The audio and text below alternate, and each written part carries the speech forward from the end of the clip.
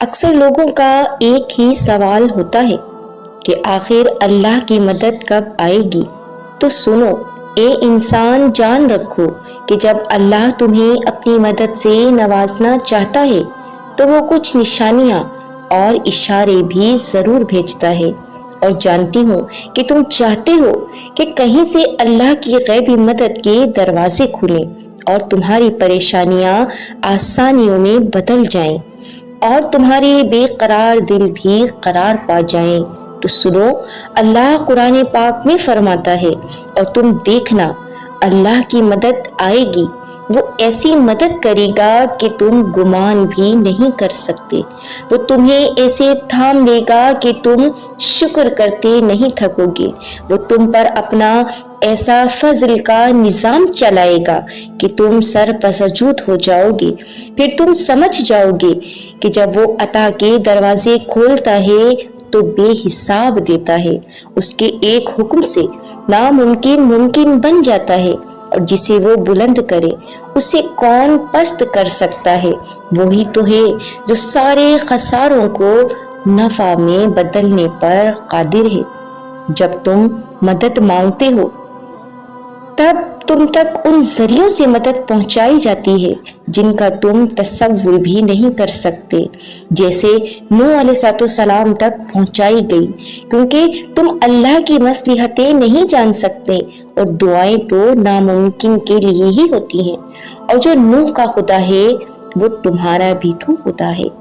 بالکل ویسے ہی جب نوح علیہ السلام کو شکست اپنے سامنے نظر آ رہی تھی تب انہوں نے اللہ سے مدد کی التجا کی، اور جانتے ہو اللہ نے مدد کیسے بھیجی؟ اللہ نے طوفان بھیج کر نوح علیہ السلام کی مدد کی اور انہیں فتح سے ہمکنار کر دیا۔ اسی طرح ہر مشکل یا ہر دکھ تمہاری تباہی بن کر نہیں آتا۔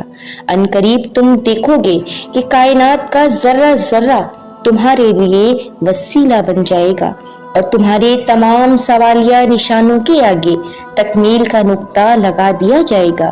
بس تم اپنے رب سے ہمیشہ بھلائی اور اچھے وقت کا یقین قائم کیے رکھو، کیونکہ وہ اپنے بندوں کو ان کی توقع کے مطابق ہی نوازتا ہے۔ اور جب کبھی شیطان وسوسوں میں ڈالے تو اللہ کی پناہ ڈھونڈو، بے شک وہ تم پر رحم کرنے والا اور سب سے زیادہ رحمت نازل کرنے والا ہے۔ بہت جلد اللہ کی مدد آنے ہی والی ہے، اور مدد بھی وہاں سے جہاں سے تم سوچ بھی نہیں سکتے۔ اللہ وہاں سے وسیلے بنائے گا جہاں سے تمہیں ناممکن لگتا تھا۔ اللہ ایسے دروازے کھول دے گا جو تمہاری نظر تک سے اوجھلتے۔ اللہ تمہیں آزمائشوں سے گزار کر معجزوں تک لاتا ہے۔ بے شک تمہاری ان آزمائشوں کے بعد تمہاری دعاؤں کا پورا ہونا لکھا ہے، اور یقین رکھو کہ اللہ رب العزت جلد ہی تمہارے لیے غائبانہ مدد بھیجے گا۔ وہ ایک کن فرمائے گا اور تمہارے اس بکھرے ہوئے وجود کو سمیٹ لیا جائے گا، اور اگر تم اس سے رابطہ توڑ دو گے تو کیسے پتہ چلے گا کہ تم اس پر یقین رکھتے ہو؟ تم مانگنے میں حد کر دو، وہ دینے میں حدیں توڑ دے گا۔ اس کے روبرو بہائے گئے ہر اشک کو وہ تمہارے لیے معجزہ بنا دے گا۔ میرے لیے اللہ ہی کافی ہے۔ لاکھوں کروڑوں لوگوں میں سے اگر اس نے تمہیں دعا کی توفیق دی ہے نا، تو پھر اس بات پر بھی یقین رکھو کہ وہ تمہیں ایسے نوازے گا کہ تم حیران رہ جاؤ گے۔ جیسے خزاں کے بعد اجڑے ہوئے باغ کو پھر سے لہلہاتے ہوئے پھولوں سے بھر دیتی ہے نا، بالکل ایسے ہی اللہ رب العزت تمہاری زندگی میں بھی خوشیوں کی مہک بھر دے گا۔ اس لیے کہ جو 7 زمینوں اور 7 آسمانوں میں رہنے والی ہر شے کا نظام سنبھالے ہوئے ہے، کیا ایسا ہو سکتا ہے کہ تم تکلیف میں مبتلا ہو اور وہ تمہارے درد کی دوا نہ کرے؟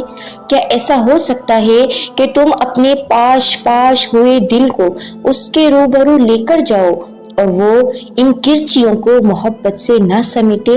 کیا اس کے لیے تمہاری دعاؤں پر کن کہنا زیادہ مشکل ہے کہ زمین و آسماں کا بنانا؟ इसी लिए जहाँ इतना इंतजार किया है वहाँ थोड़ा सा इंतजार और सही। जहाँ इतनी लंबी मुसाफत तय करके आए हो वहाँ थोड़े कदम और बढ़ा लो। मंजिल तुम्हारे सामने है। अब तो सिला मिलने का वक्त है। अब तो अल्लाह की मदद का वक्त करीब है। तो फिर क्यों हिम्मत हारनी। और याद रखो कि बदतर से गुजर कर ही बेहतरीन की तरफ लाया जाता है। और बेशक उसका वादा है कि सब्र करने वालों को उनका अज्र बेहिसाब दिया जाएगा। बस सब्र करो। अल्लाह ताला कुरान पाक में फरमाता है कि बेशक अल्लाह सब्र करने वालों के साथ है। वक्त मुकर्रर है कबूलियत का। हर मुकर्ररा वादे की एक लिखत है। बेवक्त तो कुछ नहीं मिलता। फिर जब वो किसी काम का करना मुकर्रर करता है तो उसे सिर्फ ये कहता है कि हो जा, बस वो हो जाता है।